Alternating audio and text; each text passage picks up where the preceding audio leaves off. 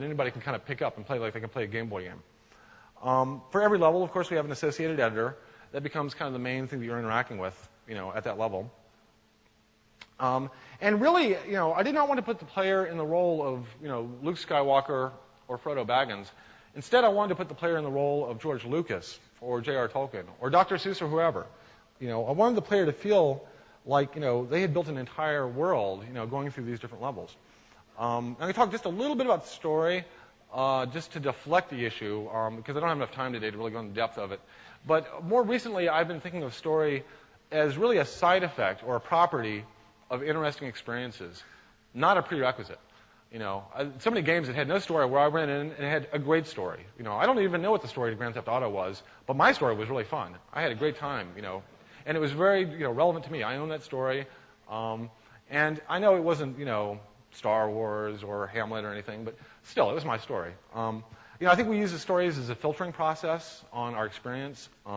They emphasize the causality of a situation. If you look at a movie, the director has the opportunity to show you exactly why this guy got upset and kicked this and broke his foot, And we don't necessarily have that level of control, from our side, but the player does. The player is always there, having the experience happening to them.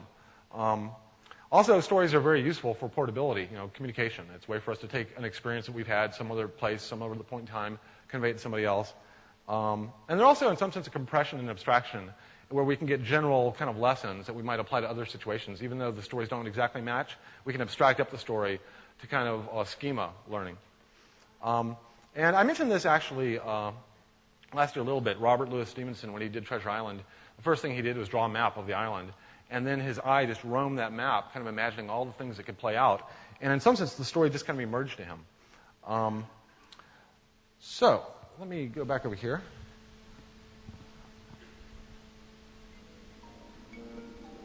So here's our little toy world again. Now,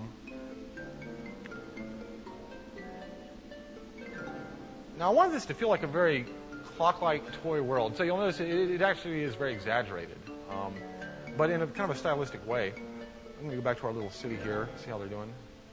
We have a crater where that building used to be. In the vehicle editor, there's one more slot that over time we could eventually unlock as we're playing through the game. We started with ground vehicles, water, air, underwater. And at this point, I can now buy what we call the UFO. And I'm just going to buy a stock one. I could have brought this in the vehicle editor as well. Now, this basically becomes your Swiss Army knife at this point. This becomes the representation of all your kind of tools and abilities in the game. This guy is very fast, very mobile. He can go anywhere on the planet in no time at all. Now, there was another landmark that really kind of inspired me at this level. Just a little short side story here. There was this show I used to watch as a kid all the time. It was called The Mutual of Omaha's Wildlife Kingdom. How many of you saw that show? Oh, yeah. So it had Marlon Perkins and this other dude, I forgot his name. But they would go around, every episode was them saving some wild endangered animal, or studying it or something.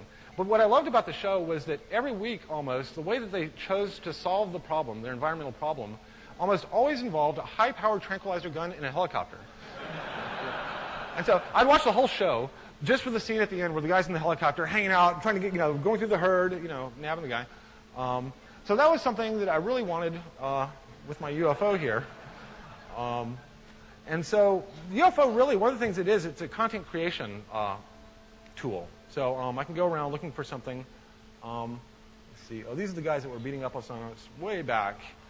Now it's time for us to get our revenge. Okay, if I can get over to them. This is a little tricky. Whoa, got him. Yes. So here, this is basically a little abduction beam, and that guy's too fast for me.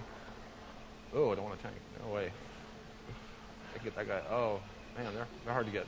Well, I guess one will do. So I can use this to go around the world sucking up content.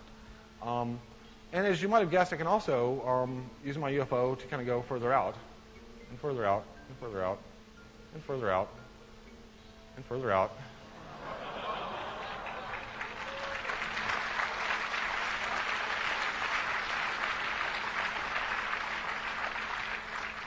So here's our little local solar system. A few comets, there's our sun. We have hot planets near the sun. This is our home planet that we actually evolved on. And then way out here, we have some cold planets. We can click on any planet, kind of go over to it. And we can actually take our UFO there to investigate.